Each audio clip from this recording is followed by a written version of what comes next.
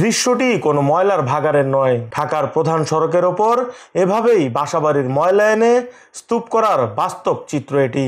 গতকাল সন্ধ্যার এক পশলা বৃষ্টিতে রাস্তার ওপর এভাবেই জমে থাকা এ সকল ময়লা পানিতে নিমজ্জিত হয়ে রাজধানীর দূষণের মাত্রা বৃদ্ধি করেছে বহুগুণে।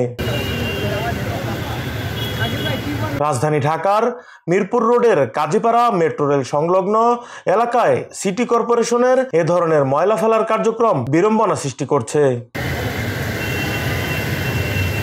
জানা গেছে, ময়লার এই স্তূপের কারণে পরিবেশের ওপর বিরূপ প্রভাব পড়ছে। স্থানীয়দের মতে, বৃষ্টির পানির সংমিশ্রণে এই ময়লা রাস্তার ওপর ছড়িয়ে পড়েছে, যা তাদের স্বাস্থ্যের ওপরও নেতিবাচক প্রভাব ফেলছে। পরিবেশ বিশেষজ্ঞরা বলছেন, বৃষ্টির পানিতে ময়লা থেকে বিভিন্ন বিষাক্ত পদার্থ বেরিয়ে আসে, যা মানুষের দেহের শ্বাসযন্ত্রে সমস্যা সৃষ্টি করতে পারে। এতে মানুষের স্বাস্থ্য মারাত্মকভাবে প্রভাবিত হচ্ছে।